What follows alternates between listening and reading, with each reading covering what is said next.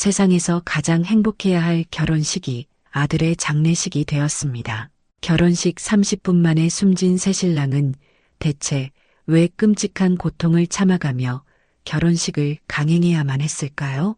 더 소름 끼치는 사실은 그날 아들을 죽음으로 몰고 간 진짜 범인이 가장 가까운 곳에서 환하게 웃고 있었다는 겁니다. 마침내 사단장 아버지가 아들이 남긴 마지막 단서를 들고 그 위선적인 악마의 가면을 벗겨내기 시작합니다. 그리고 꽃뱀이라 저주했던 며느리의 충격적인 정체는 무엇이었을까요? 그 전에 잠깐 구독과 좋아요 먼저 꼭 눌러주시면 더 재미있는 사연으로 보답하겠습니다. 그날따라 하늘은 야속할 만큼 시리도록 푸르렀습니다. 65해를 살아온 이순자의 인생에서 오늘만큼 끔찍하고 저주스러운 날은 없었습니다. 바로 하나뿐인 아들 박지훈의 결혼식 날이었기 때문입니다. 순자는 지금 고급 한복점에서 가장 값비싼 혼주 한복을 몸에 걸치고 있었습니다. 섬세한 금박이 수놓인 진홍색 옷고름이 그녀의 손에서 힘없이 펄럭였습니다. 하지만 그 고운 빛깔의 옷은 순자에게는 마치 죄수복처럼 무겁고 갑갑하게만 느껴졌습니다. 그녀는 거울 앞에 서서 화려한 옷을 입은 낯선 자신의 모습을 물끄러미 바라보았습니다. 어머님, 너무 고우세요. 꼭 선녀 같으세요. 옆에서 옷매무시를 만져주던 직원의 칭찬이 귓가에 전혀 들려오지 않았습니다. 순자의 모든 신경은 단 한 사람, 이제 1시간 뒤면 며느리라는 이름으로 자신의 앞에 서게 될 김민서라는 여자에게로 향해 있었습니다. 머릿속에서는 시커먼 분노가 용암처럼 들끓었습니다. 손끝이 수전증 환자처럼 부들부들 떨려와 잘 다려진 치맛자락을 자신도 모르게 구겨질 정도로 꽉 움켜쥐었습니다. 손톱이 손바닥을 파고드는 날카로운 아픔이 느껴졌지만 심장이 도련해지는 듯한 고통에 비하면 아무것도 아니었습니다. 저 꽃뱀 같은 것, 기어코 내 아들을 잡아먹는구나. 결국 참지 못하고 나지막이 읊조린 목소리에는 한겨울 서리보다 더 차가운 증오가 담겨 있었습니다. 백혈병, 그 이름만 들어도 가슴이 무너져 내리는 병마와 싸우며 하루하루 쓰러져가는 아들 지훈.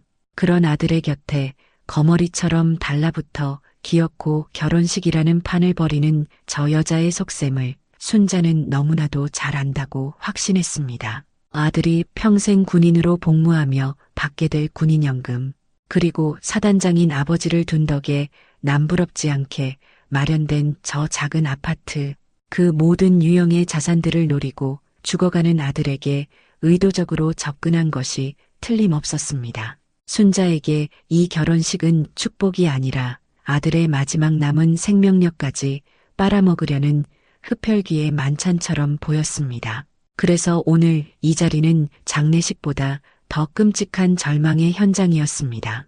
그녀는 애써 눈을 감았습니다. 어떻게든 눈물을 참아내려 안간힘을 썼습니다. 하지만 질끈감은 눈꺼풀 안쪽으로는 시뻘건 피눈물이 흐르는 것만 같았습니다. 아들의 창백하다 못해 투명해 보이는 얼굴과 그 옆에서 세상 가장 행복한 신부인 양환하게 웃고 있을 민서의 얼굴이 교차하며 순자의 속을 송곳으로 쑤시는 듯했습니다. 이 모든 불행과 분노의 뿌리는 석 달 전에 어느 한적한 오후로 거슬러 올라갑니다. 그날은 군인 관사 거실의 낡은 소파 위로 오랜만에 따스한 봄 햇살이 가득 쏟아져 내리던 날이었습니다. 육군 중대장인 아들 지훈이 처음으로 민서를 결혼할 여자라며 집으로 데리고 오던 바로 그날이었죠. 순자는 사실 나름대로 마음의 준비를 하고 있었습니다. 몸이 아픈 하나뿐인 아들이 마음을 준 여자라니 어떤 인연일까, 어떤 사람일까. 어쩌면 아들의 병을 감싸줄 따뜻한 마음을 가진 천사 같은 아가씨일지도 모른다는 신락 같은 기대를 품기도 했습니다. 하지만 현관문이 열리고 민서가 지훈의 팔짱을 낀 채 집 안으로 들어서는 바로 그 순간 순자의 마음속에 단단히 걸려있던 기대의 빗장이 산산조각 나며 차가운 경계심의 쇠사슬이 그녀의 심장을 칭칭 감았습니다. 어머니, 아버지, 처음 뵙겠습니다. 박지훈 중대장님과 교제하고 있는 김민서라고 합니다. 민서는 너무나 예의 바르고 상냥했습니다. 깍듯하게 90도로 접는 허리, 단아하게 쪽진 머리, 과하지 않으면서도 기품이 흐르는 옷차림까지 흠잡을 데가 없었죠. 그녀가 두 손으로 공손히 내민 선물 꾸러미 역시 누가 봐도 값비싸고 정성이 가득 담긴 것이었습니다. 하지만 순자의 눈에는 그 모든 완벽함이 오히려 치밀하게 계산된 연기처럼 보였습니다. 아픈 지훈의 건강을 염려하는 말 한마디 한마디가 너무나 능숙하게 흘러나왔고 지훈을 바라보는 그 깊어 보이는 눈빛에서는 순수한 사랑이 아니라 알 수 없는 동정심과 어떤 목적의식이 교묘하게 뒤섞여 있는 것처럼 느껴졌습니다. 특히 순자의 속을 결정적으로 뒤집어 놓은 것은 과일 접시를 내오던 순자의 손을 굳이 잡으며 민서가 속삭였던 마지막 한마디였습니다. 어머니, 걱정 마세요. 제가 지훈 씨 곁을 꼭 지킬게요. 어떤 일이 있어도 제가 책임지겠습니다. 마지막까지요. 책임? 마지막까지? 순자는 속으로 코웃음을 쳤습니다. 그 말의 의미를 어찌 모를까. 죽어가는 사람 옆에서 끝까지 자리를 지키는 순애보적인 연기를 펼쳐 주변 사람들에게는 천사처럼 보이고 싶겠지. 그리고 결국 아들이 남긴 모든 것을 손쉽게 차지하려는 그 더러운 속셈을 책임이라는 단어로 포장하는 것이라고밖에 생각되지 않았습니다.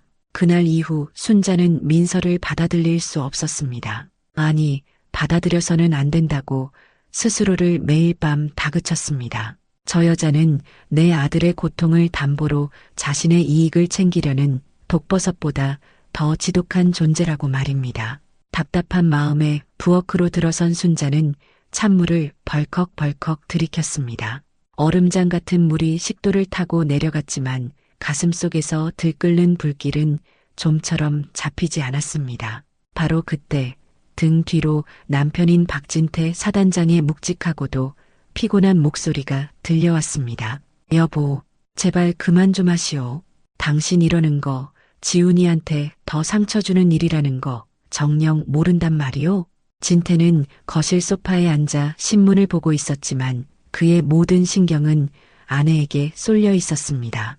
그는 아들의 선택을 믿어주자고 몇 번이나 아내를 설득했습니다. 하지만 순자는 돌아보지도 않은 채 날 선 목소리로 쏘아붙였습니다. 상처요? 지금 내 아들이 죽어가고 있어요. 하루가 다르게 핏기가 가시고 말라가는 게 내 눈에 훤히 보이는데 그런 애를 붙들고 결혼식이라니. 이게 제정신인 사람들이 할 짓이냐고요. 당신은 저 여자가 정말 우리 지훈이를 사랑해서 이러는 거라고 믿으세요? 사람의 마음을 그렇게 함부로 재단하는 게 아니요. 그리고 당신 아들이 사람 보는 눈이 그렇게 없겠소? 일개 소대원도 아니고 수백 명의 부하를 책임지는 한중대의 지휘관까지 단 인물이요. 사람 하나 제대로 못 알아보겠냐는 말이냐고. 진태의 목소리에도 답답함이 묻어났습니다. 강직하고 이성적인 성격의 남편이었지만 아들 문제 앞에서는 그 역시 한없이 약해지는 아버지였습니다. 하지만 순자의 귀에는 남편의 말이 그저 세상 물정 모르는 소리로만 들렸습니다. 사랑에 눈이 멀면 사단장 할아버지도 못 알아봐요. 당신은 군인이니까 모든 걸 보고서처럼 논리적으로만 보려고 하겠죠. 하지만 어미의 가슴은 달라요. 그 촉이라는 게 있다고요. 당신은 몰라요. 저 여자가 얼마나 영악하고 무서운지. 지훈이 앞에서는 간이라도 빼줄 것처럼 살랑거리다가도 돌아서면 그 눈빛이 얼마나 차갑게 변하는지 당신은 못 봤잖아요. 나는 봤어요. 내 아들을 지키려는 어미의 눈은 절대 못 속입니다. 순자의 목소리는 히스테릭하게 떨리고 있었습니다. 진태는 깊은 한숨을 내쉬며 신문을 접었습니다. 그의 얼굴에 깊은 피로감이 역력했습니다. 대체 뭘 봤다는 거요? 당신의 그 지독한 편견이 만들어낸 허상을 본 것이겠지. 당신 이러는 모습 지훈이가 알면 얼마나 가슴 아파할지 생각은 해봤소? 우리 아들 지금 자기 몸 하나 가누기도 힘드네요. 그런데 집에서까지 당신이 저러면 애가 대체 누구한테 마음을 기대란 말이요. 그러니까 그 기대는 곳이 잘못됐다는 거잖아요. 저 여자는 기댈 곳이 아니라 아들을 더 깊은 수렁으로 밀어넣는 낭떠러지라고요. 나는 절대 인정 못해요. 저 여자가 우리 집안에 발 들이는 꼴은 내 눈에 흙이 들어가기 전에는 절대로 못 봅니다. 결국 부부의 대화는 또다시 이렇게 서로에게 상처만 남긴 채 평행선을 달리다 끝나고 말았습니다. 진태는 더 이상 말을 섞는 것이 무의미하다는 듯 무겁게 자리에서 일어나 말없이 서재로 들어가 버렸습니다. 쾅 하고 닫히는 문소리는 마치 순자의 마음을 향해 쏘아진 총성처럼 느껴졌습니다. 홀로 덩그러니 남겨진 순자는 식탁 의자에 주저앉아 두 손에 얼굴을 묻었습니다. 외로웠습니다. 세상에 내 편은 단 한 사람도 없는 것 같았습니다. 아들을 지키기 위한 이 처절한 몸부림을 아무도 알아주지 않는다는 깊은 고립감이 오히려 그녀의 증오와 편견을 더욱 단단하고 날카롭게 만들고 있었습니다. 그녀는 다짐했습니다. 이 결혼 무슨 수를 써서라도 막아야 한다고, 아들을 저 악녀의 손에서 구해내야 한다고 말입니다. 한복점으로 시작된 지옥 같은 시간은 결혼식장으로 고스란히 이어졌습니다. 순자는 뻣뻣하게 굳은 몸으로 하객석 제일 앞줄 혼주석에 앉아 있었습니다. 등 뒤에서는 수많은 하객들의 웅성거리는 소리와 축하 인사가 파도처럼 밀려왔지만 그녀의 귀에는 그저 의미 없는 소음으로 부서질 뿐이었습니다. 웨딩홀은 눈이 부실 정도로 화려했습니다. 천장에서는 샹들리에가 수정처럼 빛을 쏟아냈고 버진 로드 양옆으로는 순백의 장미와 안개꽃이 풍성하게 장식되어 있었습니다. 하지만 순자의 눈에는 그 모든 것이 거짓과 위선으로 치장된 거대한 무덤처럼 보였습니다. 저 순백의 꽃들은 아들의 결혼을 축하하는 것이 아니라 아들의 마지막 길을 배웅하는 장례식의 국화꽃처럼 느껴져 소름이 돋았습니다. 그때였습니다. 식장 뒤편의 거대한 문이 웅장한 음악 소리와 함께 천천히 열렸습니다. 그리고 마침내 오늘의 신랑인 아들 지훈이 모습을 드러냈습니다. 순자는 저도 모르게 숨을 멈췄습니다. 온몸의 피가 차갑게 식는 것 같았죠. 하얀 턱시도를 입은 아들은 멀리서 보아도 한눈에 알아볼 수 있을 만큼 창백했습니다. 메이크업으로 겨우 감춘 낯빛 아래 죽음의 그림자가 짙게 드리워져 있었습니다. 금방이라도 쓰러질 듯 위태로운 몸을 겨우 가누고 서 있는 모습에 순자의 가슴이 칼로 저며지는 듯 했습니다. 한 걸음 한 걸음 행진을 위해 발을 내디딜 때마다 지훈의 어깨가 가늘게 떨리는 것이 순자의 눈에는 선명하게 포착되었습니다. 어머니, 저 괜찮아요. 걱정 마세요.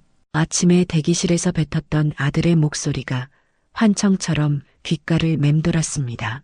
괜찮기는 뭐가 괜찮다는 말인가. 저 몸으로 예식 행진은커녕 제대로 서 있는 것조차 기적처럼 보였습니다. 순자는 자신도 모르게 자리에서 벌떡 일어날 뻔했습니다. 당장 달려가 저 가증스러운 결혼식을 멈추고 아들을 부축해 병원으로 데려가고 싶은 충동이 미친 듯이 치밀어 올랐습니다. 하지만 그녀는 수많은 하객들의 시선 앞에서 아무것도 할 수 없었습니다.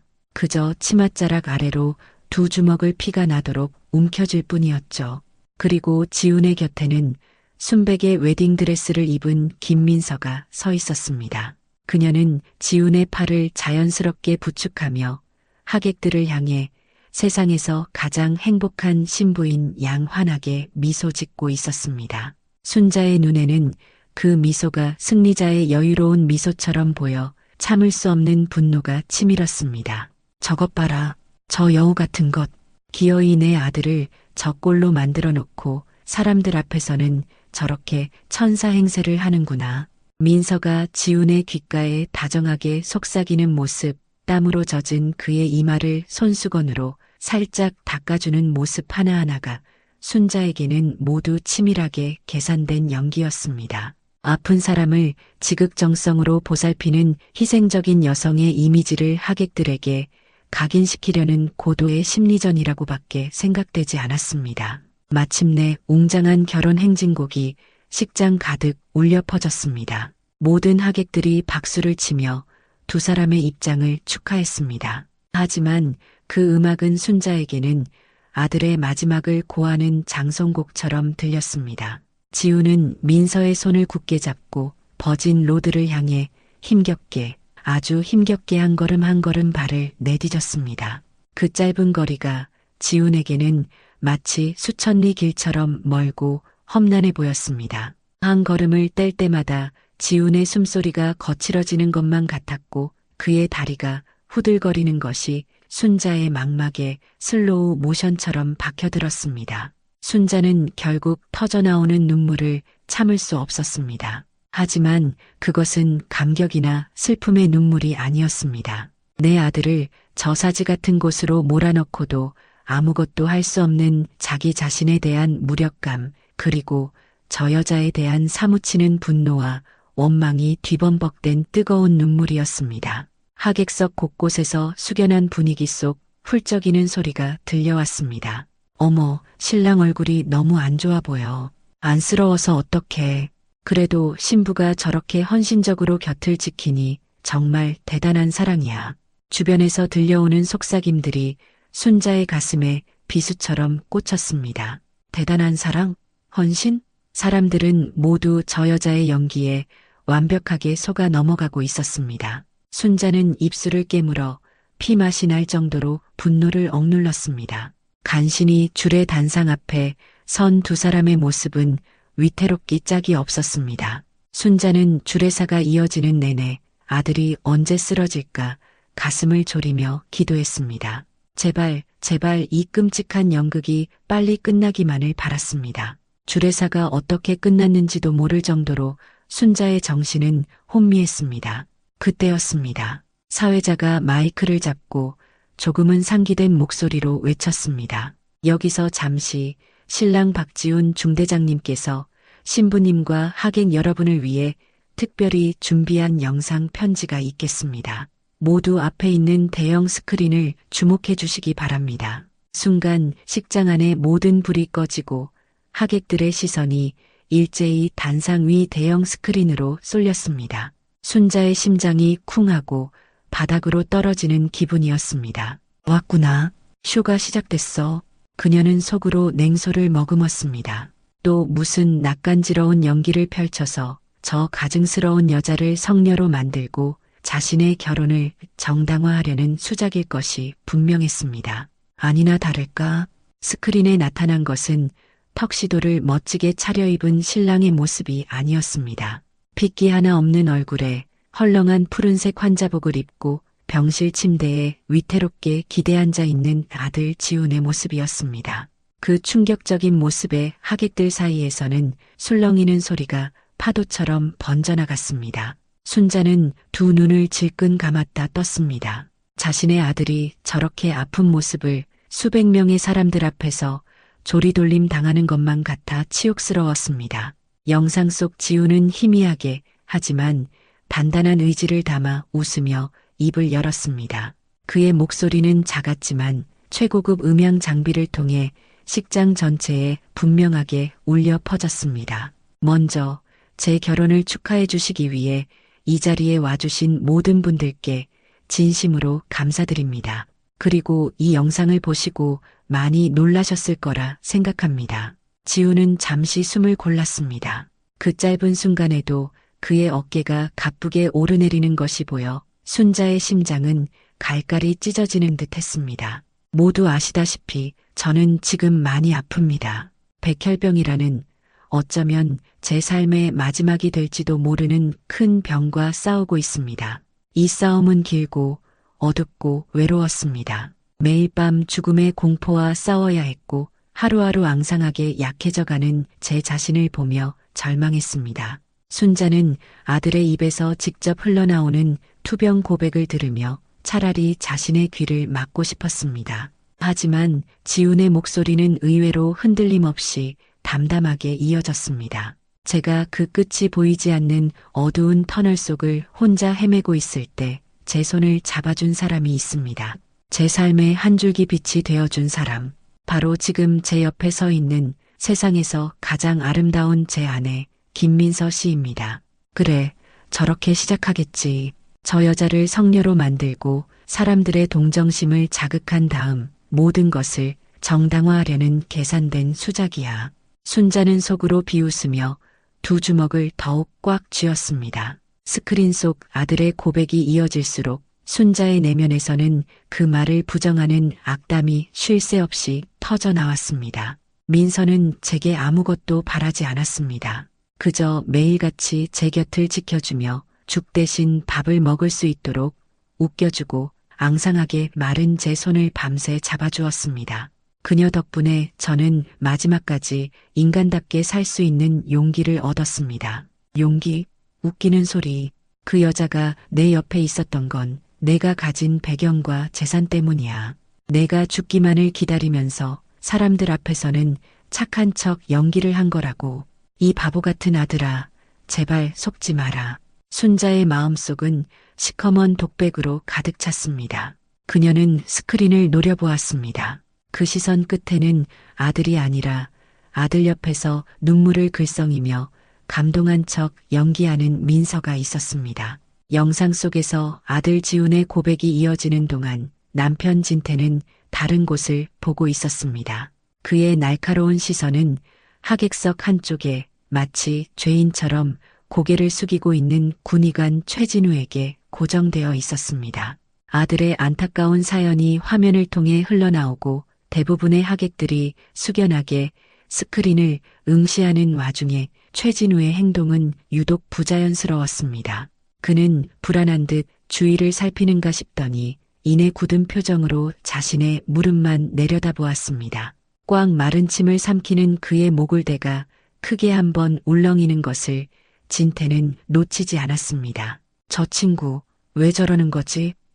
진태의 머릿속에서 경고등이 울리기 시작했습니다. 지훈의 주치의 중 한 명이었으니 환자의 안타까운 사연을 듣는 것이 편치 않을 수도 있을 터였습니다. 하지만 최진우의 모습은 단순한 안타까움이나 동료회에서 나오는 반응이 아니었습니다. 무언가 들키고 싶지 않은 비밀을 가진 사람, 혹은 곧 닥쳐올 파국을 예감하는 사람의 초조함과 불안이 역력히 드러나고 있었습니다. 진태는 수십 년간 군에서 사람을 다뤄온 지휘관이었습니다.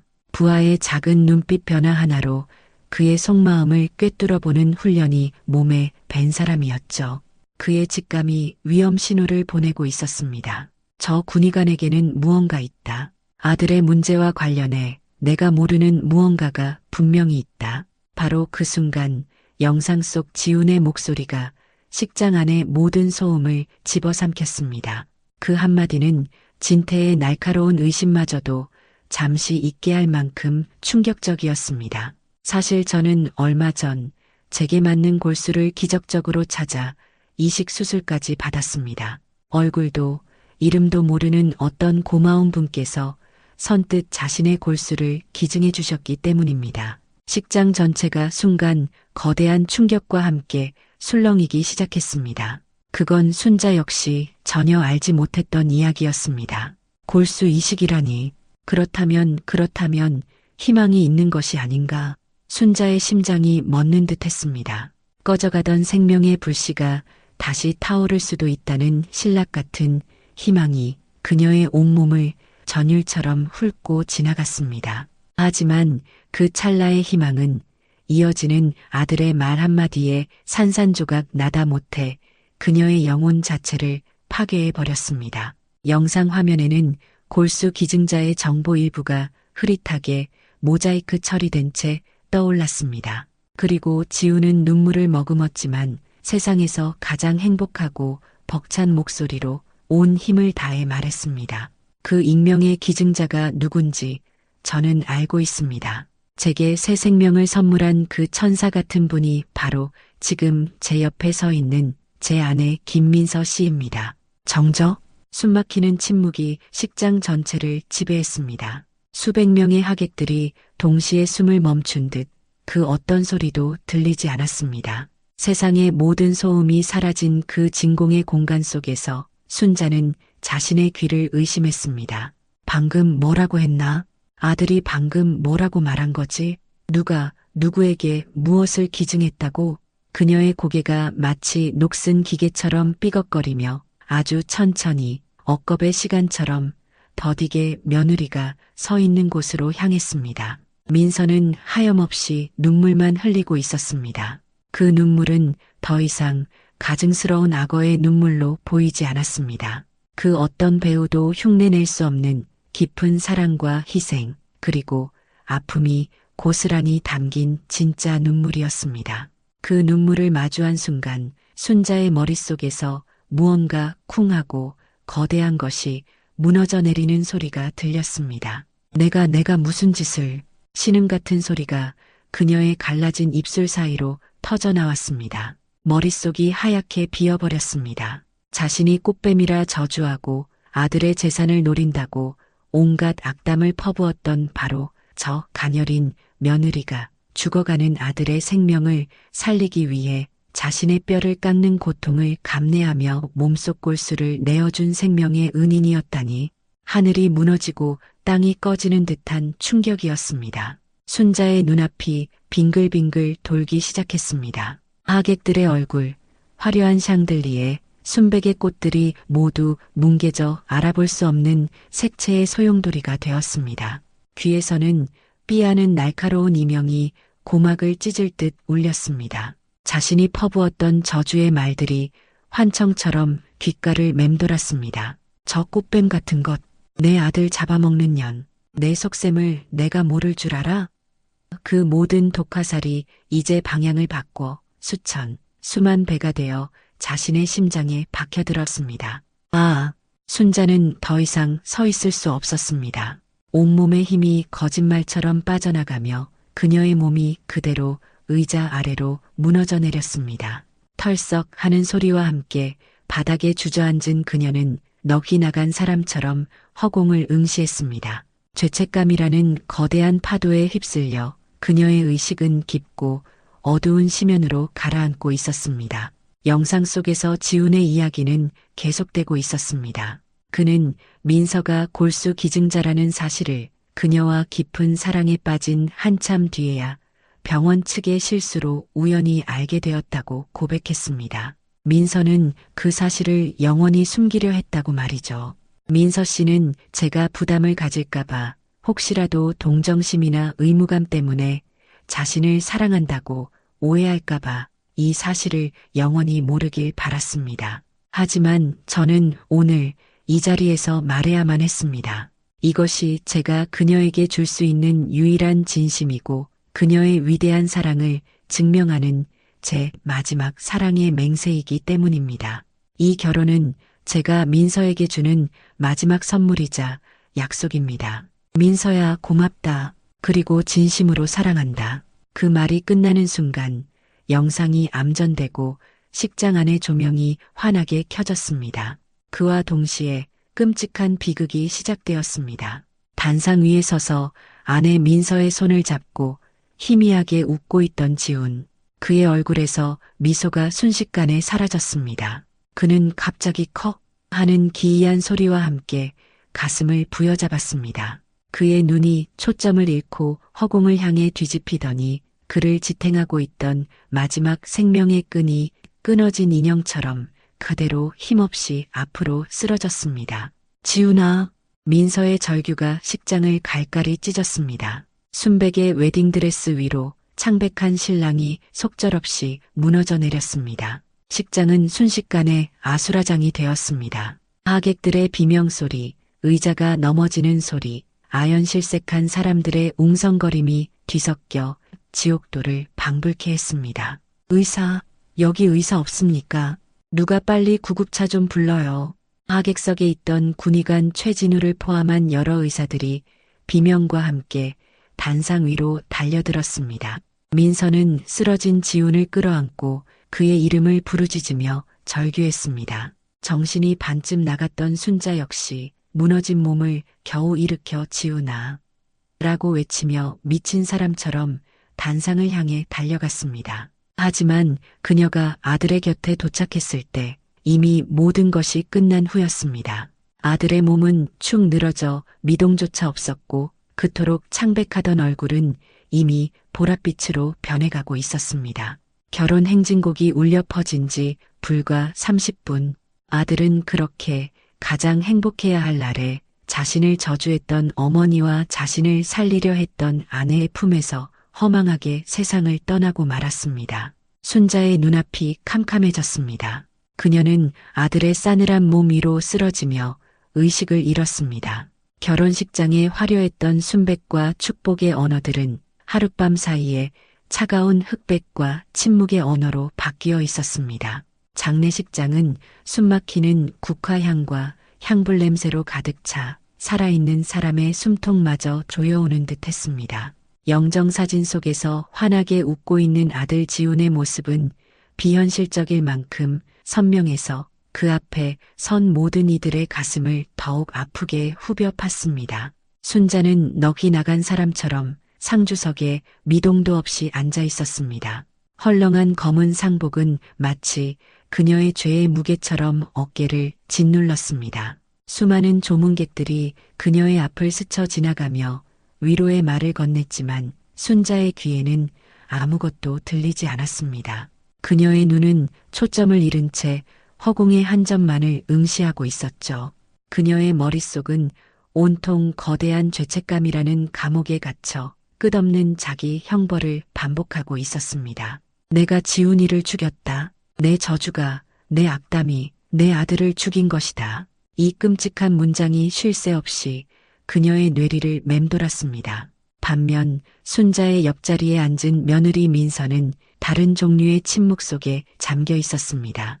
그녀는 더 이상 울지 않았습니다. 눈물조차 모두 말라버린 듯 핏기 하나 없는 얼굴로 허공을 응시할 뿐이었습니다. 마치 생명력을 모두 소진한 하얀 밀랍 인형처럼 보였죠. 극심한 충격은 그녀의 모든 감정을 마비시켜버린 듯 했습니다. 조문객들이 그녀의 손을 잡고 위로해도 그녀는 그저 인형처럼 잡혀있을 뿐 아무런 반응도 보이지 못했습니다. 그 모습은 보는 이의 마음을 더욱 아프게 했습니다. 이 모든 비극의 현장을 묵묵히 지휘하고 있는 것은 남편 진태였습니다. 그는 사단장이라는 지위가 무색하지 않게 꼿꼿한 자세로 조문객들을 막고 있었습니다. 그의 얼굴에는 슬픔이 깊게 새겨져 있었지만 이성을 잃지는 않았습니다. 아니, 오히려 그의 감각은 평소보다 몇 배는 더 날카롭게 날이 서 있었습니다.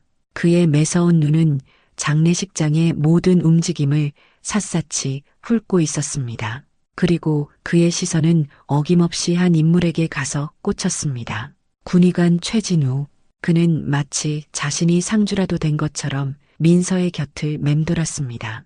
다른 조문객들이 잠시 자리를 비운 틈을 타 그는 민서의 어깨를 감싸 안고 무어라 속삭였습니다. 누가 보면 슬픔에 빠진 옛 약혼녀의 동료를 위로하는 지극히 정상적인 모습이었을 겁니다. 하지만 수많은 전장을 겪으며 생사의 경계를 넘어온 진태의 눈에는 그것이 결코 평범한 위로로 보이지 않았습니다. 최진우의 눈빛, 거기에는 슬픔이나 연민이 아니었습니다. 민서의 부서진 마음을 파고들어 그녀를 온전히 소유하려는 섬뜩하고 비틀린 집착이 번뜩이고 있었습니다. 마치 오랫동안 기다려온 사냥감이 마침내 제 발로 덫에 걸려들었다는 듯한 그런 불길하고 만족스러운 기색마저 스치고 지나갔습니다.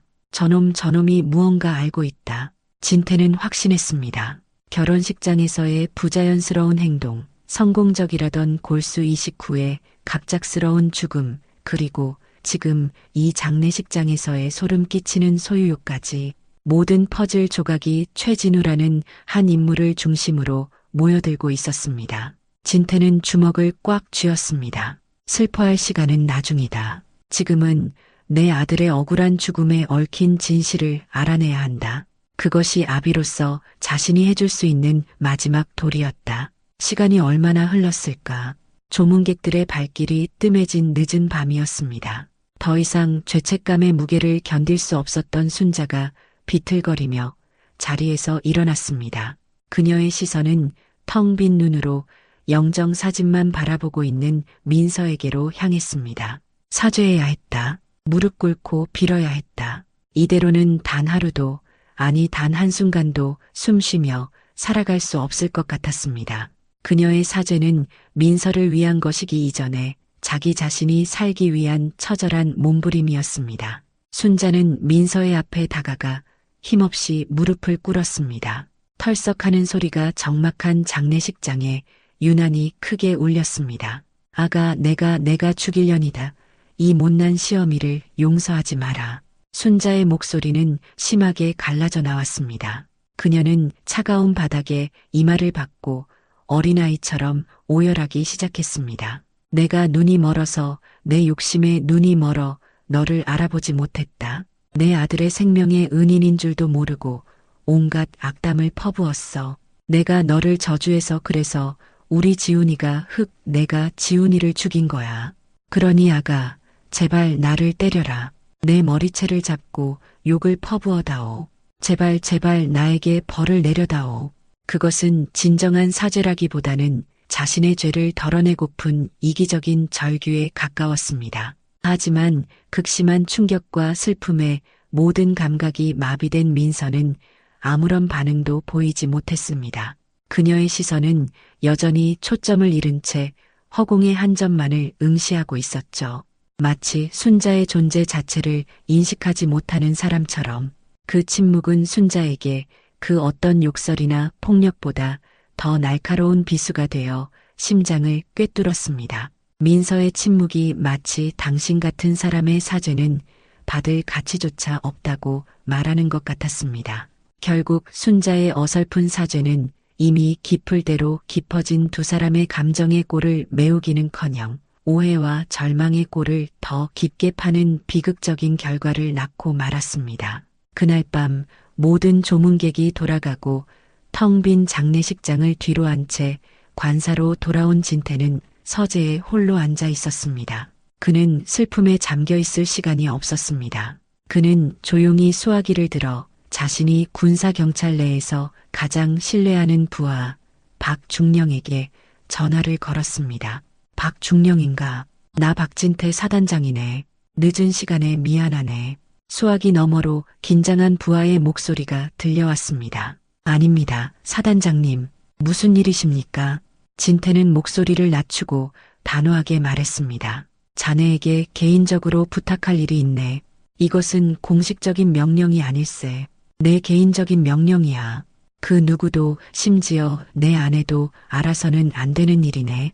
말씀하십시오, 사단장님. 내 아들 박지훈 중대장의 의료 기록 전체를 확보해주게. 골수 이식과 관련된 모든 기록, 투약 내역, 주치의 소견까지 단 하나도 빠짐없이. 그리고 군의관 최진우, 그자의 모든 것을 조사해주게. 과거 행적, 주변인 관계, 최근 동향까지 먼지 하나까지 샅샅이 털어서 나에게 직접 보고하게. 이건 내 아들의 죽음에 대한 진실을 밝히는 일이네. 진태의 목소리에는 슬픔을 넘어선 차가운 분노와 결연한 의지가 서려 있었습니다. 아들의 억울함을 풀기 위한 아버지의 비밀 수사는 그렇게 깊은 어둠 속에서 조용하고도 단호하게 시작되고 있었습니다. 아들의 장례를 치르고 며칠이 흘렀습니다. 거대한 폭풍이 휩쓸고 간 집은 유령의 집처럼 고요했습니다. 그 무거운 침묵 속에서 진태는 잠 못 이루는 밤을 보내고 있었습니다. 슬픔은 가슴속 깊은 곳에 쇳덩이처럼 가라앉아 있었지만 그보다 더 뜨거운 의심과 분노가 그의 정신을 밤새도록 깨어있게 만들었습니다. 그는 결국 자리에서 일어나 아들 지훈의 방으로 향했습니다. 아들이 떠난 후 차마 열어보지 못했던 문이었습니다. 끽 소리를 내며 문이 열리자 아들의 채취가 고스란히 남아있는 공간이 그를 맞았습니다. 모든 것이 아들이 살아있을 때 그대로였습니다. 각 잡혀 깔끔하게 정돈된 침대, 전공 서적과 소설책들이 나란히 꽂힌 책장, 그리고 책상 위에는 민서와 함께 활짝 웃고 있는 지훈의 사진이 담긴 액자가 놓여 있었습니다. 진태는 액자를 들어 그 행복한 한때를 가만히 쓸어보았습니다. 이 웃음을, 이 행복을 대체 누가 앗아간 것인가? 그는 복수심에 불타는 수사관처럼 아들의 흔적을 하나하나 짚어나가기 시작했습니다. 책상 서랍을 열고 옷장을 뒤지고 침대 밑까지 샅샅이 살폈습니다. 무언가 아주 작은 실마리라도 찾아야 했습니다. 아들이 남긴 마지막 목소리를 들어야만 했습니다. 한참을 뒤지던 그의 손끝에 책상 가장 깊숙한 서랍 안쪽에서 딱딱한 것이 만져졌습니다. 꺼내보니 자물쇠로 단단히 잠긴 짙은 갈색의 가죽 일기장이었습니다. 진태의 심장이 쿵 하고 내려앉았습니다. 그는 떨리는 손으로 서랍 안을 다시 더듬어 작은 보석함 안에 숨겨져 있던 앙증맞은 열쇠를 찾아냈습니다. 짤깍 하는 소리와 함께 자물쇠가 풀리는 순간 그는 마치 아들의 봉인된 영혼을 마주하는 기분이었습니다. 일기장의 첫 장을 넘기는 그의 손이 미세하게 떨렸습니다. 그 안에는 삐뚤빼뚤하지만 힘있는 아들의 필체로 민서를 향한 애틋한 사랑의 고백들이 가득했습니다. 오늘 민서와 함께 공원을 걸었다. 아픈 것도 잊을 만큼 행복한 시간이었다. 그녀는 내게 온 신의 선물이다. 민서의 웃음소리를 들으면 죽음의 공포도 잠시 잊게 된다. 그녀를 위해서라도 반드시 이겨내야 한다. 한 장 한 장 넘길 때마다 진태의 눈시울은 뜨거워졌습니다. 아들이 얼마나 민서를 사랑했는지, 그녀로 인해 얼마나 큰 위안을 얻었는지 절절하게 느껴졌기 때문입니다. 그런데 일기장의 중간쯤부터 분위기가 미묘하게 바뀌기 시작했습니다. 골수 이식 수술 날짜가 잡혔다. 모든 것이 민서 덕분이다. 하지만 요즘 들어 최진우 군의관님의 행동이 조금 이상하게 느껴진다. 나를 위하는 척하지만 그의 눈빛에서는 가끔씩 섬뜩한 질투심 같은 것이 느껴진다. 내가 너무 예민한 탓일까? 진태의 눈빛이 날카로워졌습니다. 아들 역시 느끼고 있었던 겁니다. 그 다음 장에는 더욱 구체적인 불안감이 기록되어 있었습니다. 이식 수술은 성공적이었다. 몸이 조금씩 나아지는 것 같은데 가끔씩 원인 모를 오한과 심장이 조여오는 증상이 나타난다. 최 군의관님께 여쭤보면 이식 후 나타날 수 있는 자연스러운 면역 반응이라며 대수롭지 않게 말씀하신다. 하지만 그의 설명은 언제나 무언가 석연치 않다. 내 질문의 핵심을 교묘하게 비껴가는 느낌이다. 마치 일부러 무언가를 숨기는 사람처럼. 진태의 손이 분노로 부들부들 떨렸습니다. 일기장의 마지막 장에 이르렀을 때 그는 결국 참지 못하고 나지막한 신음을 터뜨렸습니다. 아들이 죽기 불과 이틀 전에 쓴 기록이었습니다. 오늘도 최 군의관이 처방해준 약을 받았다. 그는 내게 괜찮냐며 웃어주었는데 이상하게 그 미소가 너무나 무서웠다.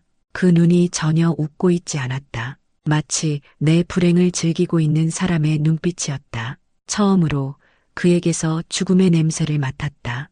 이것은 아들이 남긴 마지막 경고이자 살려달라는 절규였습니다. 진태는 일기장을 가슴에 품고 오열했습니다. 내 아들이 이 끔찍한 공포 속에서 홀로 죽어갔구나. 그 고통을 알아주지 못한 아비의 무력함에 가슴이 미어지는 듯 했습니다. 바로 그때 그의 휴대폰이 짧게 진동했습니다. 박중령에게서 온 메시지였습니다. 사단장님, 긴급히 보고 드릴 사항이 있습니다. 진태는 눈물을 닦고 곧바로 전화를 걸었습니다. 수화기 너머로 박중령의 낮고 긴장된 목소리가 들려왔습니다. 사단장님, 최진우 군의관의 뒷조사에서 결정적인 사실을 확인했습니다. 최진우는 과거 현재 사단장님의 며느님이신 김민서 씨와 약혼했던 사이였습니다. 하지만 김민서 씨가 박지훈 중대장님을 만난 후 최진우에게 파혼을 통보했다고 합니다. 그 과정에서 최진우는 극심하게 반대하며 거의 스토킹에 가까울 정도로 김민서 씨에게 집착했던 정황이 다수 발견되었습니다. 올 것이 왔다는 생각에 진태는 눈을 감았습니다. 동기가 명확해졌습니다. 사랑을 빼앗겼다고 생각한 남자의 끔찍하고 뒤틀린 질투.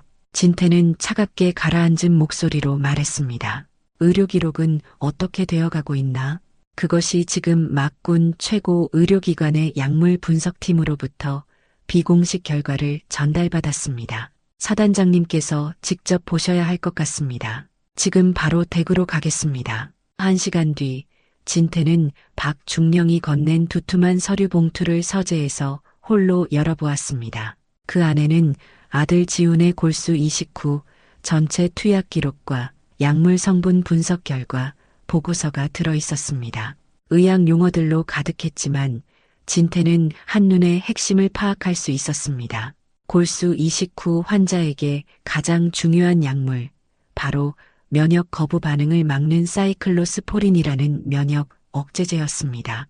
보고서에는 정상적인 환자라면 유지해야 할 혈중 최저 농도 수치가 명시되어 있었습니다. 하지만 아들 지훈의 차트에는 이 약물의 투여량이 정상 수치의 절반, 심지어는 3분의 1까지 의도적으로 낮게 처방된 기록이 선명하게 남아 있었습니다. 이것은 명백한 살인 행위였습니다. 보고서의 마지막 문장은 진태의 남은 이성마저 마비시켰습니다. 해당 수치의 면역 억제제 농도로는 골수 이식 후 발생하는 급성 숙주 반응을 막는 것이 사실상 불가능함. 이는 환자의 면역 체계가 이식된 골수를 공격하여 다발성 장기부전으로 사망에 이르게 할 확률이 매우 높은 명백한 의료 과실 혹은 고의적 행위로 사료됨. 진태의 손에서 보고서가 힘없이 떨어졌습니다. 그는 의자에 주저앉아 거친 숨을 몰아쉬었습니다. 분노가 너무 극심하면 눈물조차 나지 않는다는 것을 그는 처음 알았습니다.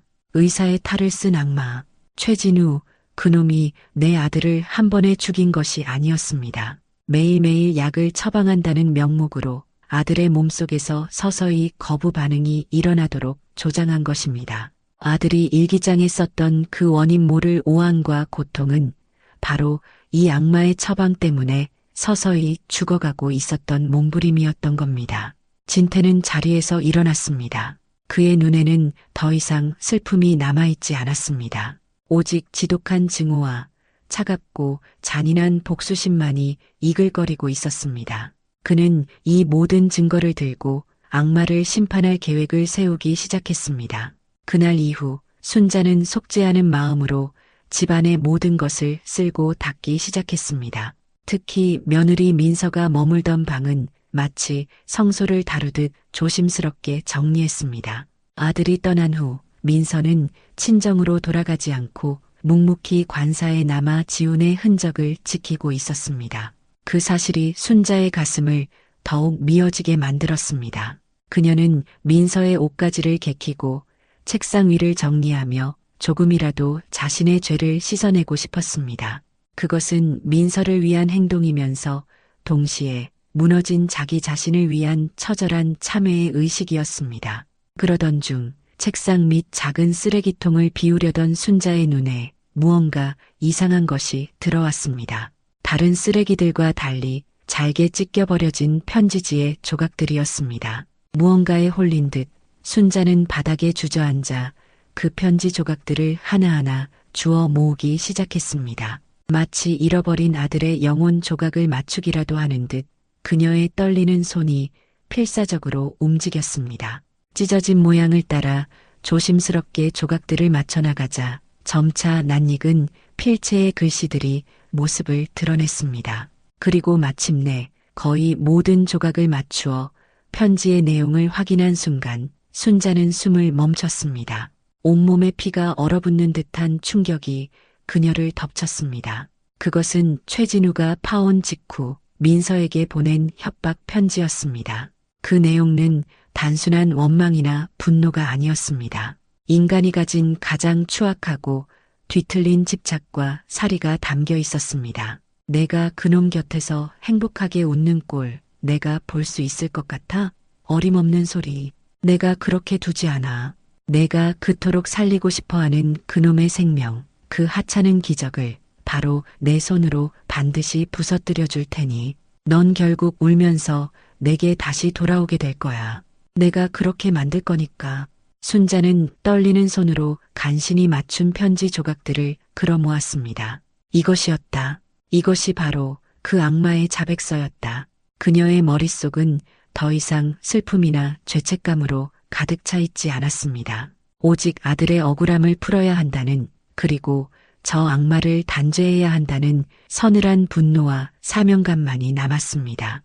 그녀는 미친 사람처럼 자리에서 일어나 남편 진태의 서재로 달려갔습니다. 여보, 이것 좀 봐요. 이게 그놈이 보낸 편지예요.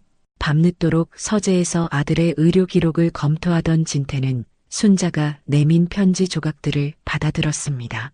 그는 순자가 맞추어 놓은 편지를 한 줄 한 줄 차가운 눈으로 읽어 내려갔습니다.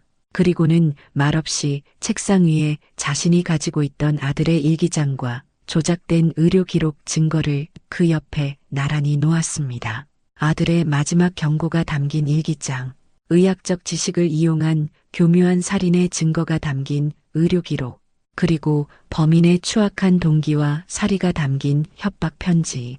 흩어져 있던 모든 퍼즐 조각이 마침내 하나의 끔찍하고도 완벽한 그림으로 완성되었습니다. 진태와 순자는 한참 동안 아무 말 없이 서로를 바라보았습니다.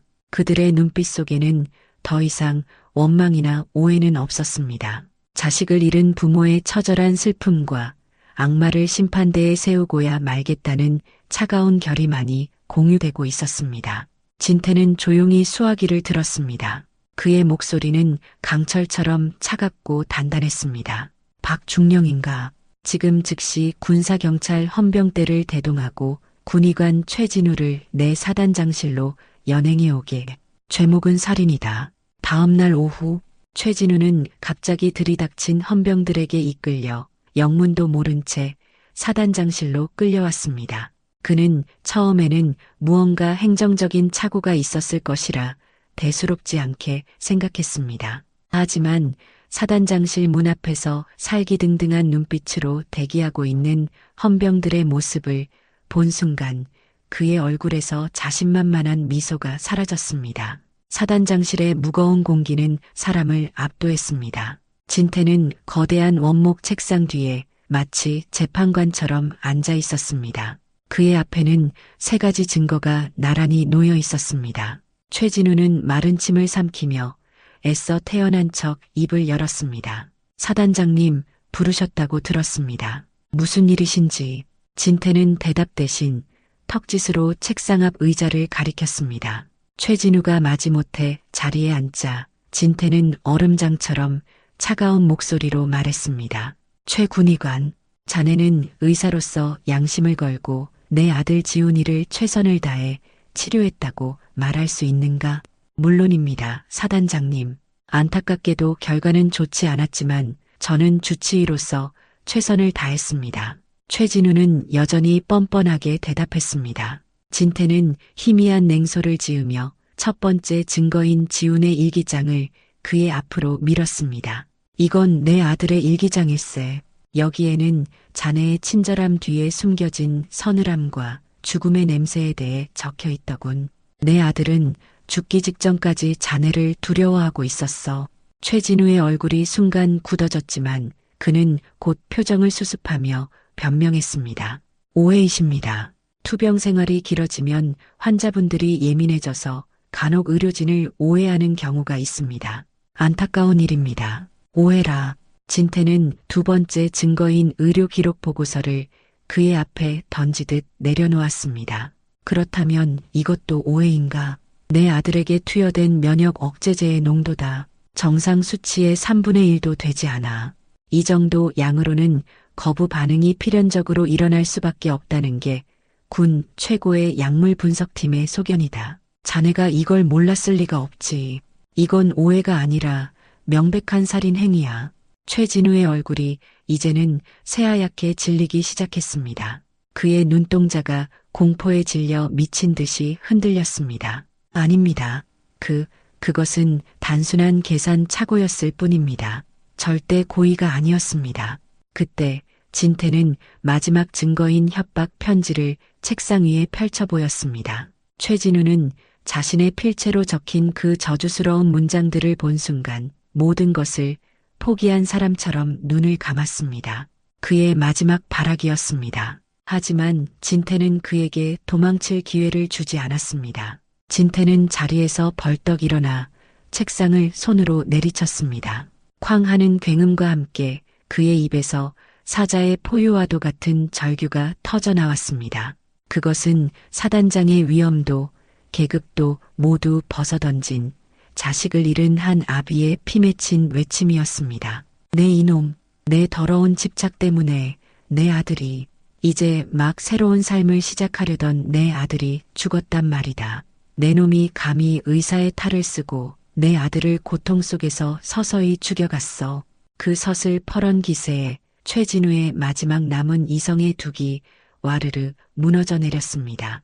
그는 의자에서 스르르 주저앉아 얼굴을 감싸쥐고 오열하기 시작했습니다. 하지만 그것은 반성의 눈물이 아니었습니다. 모든 것이 들통나버린 범죄자의 비참하고 이기적인 자기 연민의 울부짖음이었습니다. 민서는 내 여자였습니다.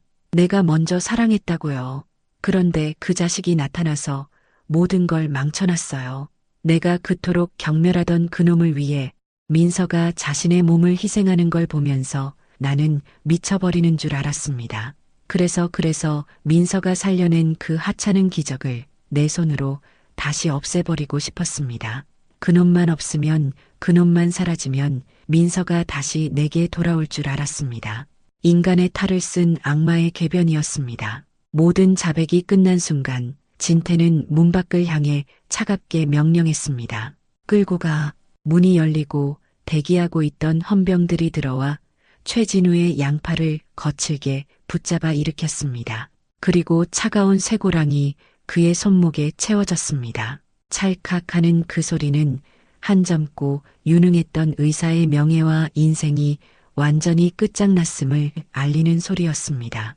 그는 살인 및 의료법 위반, 협박 혐의로 그 자리에서 긴급 체포되었습니다. 끌려나가면서도 그는 여전히 자신의 잘못을 뉘우치지 못하고 민서의 이름을 부르짖으며 발악했습니다. 그렇게 한 아버지의 집요한 추적 끝에 아들의 죽음 뒤에 숨겨진 끔찍한 진실이 마침내 세상에 드러났습니다. 최진우가 차가운 쇠고랑을 차고 사단장실에서 끌려나간 그날 밤, 집에는 무거운 침묵이 흘렀습니다. 거대한 폭풍이 모든 것을 휩쓸고 지나간 뒤의 고요함이었습니다. 순자는 며칠 만에 처음으로 민서와 함께 거실 소파에 마주 앉았습니다. 두 사람 사이에는 어색하고도 무거운 공기가 흘렀지만 이전과는 분명히 다른 종류의 것이었습니다. 그 속에는 더 이상 원망이나 증오, 오해의 가시가 없었습니다. 오직 함께 거대한 비극을 겪어낸 사람들만이 공유할 수 있는 깊은 슬픔과 연대감만이 존재했습니다. 순자는 떨리는 손으로 아들의 일기장을 민서에게 조심스럽게 건넸습니다. 그것은 사죄의 말이 아니라 진심을 전하는 그녀의 유일한 방법이었습니다. 아가, 이 못난 어미를 용서해달라는 말은 차마 못하겠다. 그런 말을 할 자격이 내게는 없겠지. 그저 이걸 한번 읽어봐 주렴. 우리 지훈이가 널 얼마나 깊이 사랑했는지, 이 어미가 얼마나 어리석었는지 이걸 보면 알게 될 게다. 민서는 말없이 일기장을 받아들었습니다. 그리고 한 장, 한 장 아들의 마지막 흔적이 담긴 페이지를 넘기기 시작했습니다. 그녀의 크고 맑은 눈에서 참았던 눈물이 다시 굵은 방울이 되어 뚝뚝 떨어져 내렸습니다. 일기장 페이지 위로 떨어지는 그녀의 눈물은 지훈을 향한 그리움이었고 엇갈린 운명에 대한 슬픔이었으며 그리고 마침내 모든 진실을 알게 된 안도감이었습니다. 그녀는 마지막 장을 다 읽고 일기장을 가슴에 꼭 품은 채 한참을 흐느꼈습니다. 그 모습을 지켜보던 순자도 진태도 함께 눈물을 흘렸습니다. 한참 후 울음을 그친 민서가 고개를 들었습니다. 그녀는 눈물로 젖은 얼굴이었지만 이상하게도 그 표정은 한결 편안해 보였습니다. 그녀는 순자의 손을 마주 잡았습니다. 어머니, 저도 지훈 씨를 아주 많이 사랑했어요. 그리고 이젠 알아요. 어머니께서 왜 그러셨는지. 어머니도 지훈 씨를 너무나 사랑하셔서 그 마음이 너무 크셔서 그러셨다는 거요. 그러니 너무 자책하지 마세요. 그 한마디에 순자의 가슴을 짓누르던 거대한 죄책감의 바위가 모래성처럼 스르르 무너져 내렸습니다. 순자는 민서의 손을 잡고 아이처럼 목 놓아 울었습니다. 민서는 그런 순자를 말없이 끌어안고 그녀의 등을 가만히 토닥여 주었습니다. 며느리가 시어머니를 위로하는 세상에서 가장 슬프고도 아름다운 화해가 이루어지는 순간이었습니다. 1년이라는 시간이 약처럼 흘렀습니다. 아들 지훈의 첫 번째 기일, 순자와 진태, 그리고 민서는 나란히 아들의 묘비 앞에 섰습니다. 계절은 바뀌어 작년에 그 지독했던 봄은 가고 따스한 햇살이 내리쬐는 평화로운 봄날이었습니다. 묘비 주변에는 민서가 정성껏 가꾼 작은 꽃들이 소담하게 피어 있었습니다. 세 사람의 얼굴에는 여전히 아들을 향한 그리움이 묻어났지만 더 이상 작년과 같은 처절한 슬픔이나 절망의 그늘은 보이지 않았습니다. 그들은 서로의 가장 든든한 버팀목이 되어 지난 1년의 시간을 함께 견뎌냈습니다. 이제는 서로를 의지하며 담담하게 지훈을 추억할 수 있게 된 것입니다. 잘 지내지, 아들. 아비는 이제야 자네 덕분에 진짜 딸 하나를 얻었네. 진태가 묘비의 차가운 표면을 어루만지며 나지막이 말했습니다. 민서는 말없이 국화꽃 한 다발을 묘비 앞에 내려놓고 지훈의 사진을 향해 희미하게 미소 지었습니다. 그 1년 사이 많은 것이 변했습니다. 순자는 아들의 죽음이 남긴 의미를 되새기며 맹목적이고 이기적이었던 자신의 사랑을 더 크고 의미 있는 사랑으로 승화시키기로 결심했습니다. 그녀는 아들 지훈의 유산과 자신의 전 재산을 모두 합쳐 박지훈 중대장 장학재단을 설립했습니다. 백혈병과 같은 희귀병으로 고통받는 군인들과 그 가족들을 시원하고 돕는 재단이었습니다. 그리고 그 재단의 이사장은 누구보다 그 아픔을 잘 아는 민서가 맡아 훌륭하게 운영해 나가고 있었습니다. 그녀는 자신의 깊은 상처를 다른 이들의 상처를 보듬는 힘으로 바꾸었습니다. 재단 사무실에서 자신과 같은 아픔을 겪고 있는 젊은 군인의 아내의 손을 잡아주며 위로하는 그녀의 모습은 성녀처럼 거룩하고 단단해 보였습니다. 그녀는 지훈의 이름으로 새로운 희망을 만들어가며 자신의 삶의 의미를 찾아낸 것입니다. 어느 주말 저녁 거실 소파에 나란히 앉은 순자와 민서가 함께 지훈의 어릴 적 앨범을 보고 있었습니다. 따뜻한 조명 아래 두 사람의 모습은 영락없는 다정한 모녀의 모습이었습니다. 어머, 이것 좀 봐. 우리 지훈이 어릴 때 이렇게 개구쟁이였다니까. 동네방네 사고치고 다녀서 내가 얼마나 속을 썩였는지 몰라. 순자가 콧물을 흘리며 웃고 있는 어린 지훈의 사진을 가리키며 말했습니다. 민서도 그 모습에 피식하고 웃음을 터뜨렸습니다. 앨범 속에는 늠름하게 군복을 입고 경례하던 청년 지훈의 모습도 민서와 함께 수줍게 찍었던 커플 사진도 있었습니다. 사진을 한 장 한 장 넘길 때마다 두 사람은 함께 웃고 함께 눈시울을 붉히며 지훈과의 추억을 공유했습니다. 더 이상 추억은 고통이 아니라 그들을 이어주는 따뜻한 끈이 되어주고 있었습니다. 순자는 앨범을 보는 민서의 손을 자신의 주름진 손으로 가만히 감싸주었습니다. 그리고는 세상에서 가장 따뜻하고 진심 어린 목소리로 말했습니다. 우리 아들이 이 못난 어미한테 무슨 복을 주려고 그랬는지 세상에서 가장 귀하고 소중한 딸 하나를 선물로 주고 갔구나. 민서는 말없이 고개를 끄덕이며 순자의 어깨에 자신의 머리를 가만히 기댔습니다. 창밖으로 들어오는 온화한 저녁 햇살이 새로운 가족이 된 두 사람을 포근하게 감싸주고 있었습니다. 아들의 죽음이라는 끔찍한 비극 속에서 그들은 비로소 서로의 상처를 보듬고 진정한 가족의 의미를 찾아냈습니다. 그리고 그들 가슴속에 영원히 살아있을 아들의 이름으로 희망을 향한 발걸음을 내딛고 있었습니다. 오늘의 사연 어떻게 들으셨나요? 오늘도 귀한 시간 내어주시고 끝까지 시청해주신 구독자 여러분, 진심으로 감사드립니다. 그리고 사랑합니다. 다음 영상을 누르시기 전에 잠깐 구독과 좋아요 먼저 꼭 눌러주시면 부자 되실 거예요.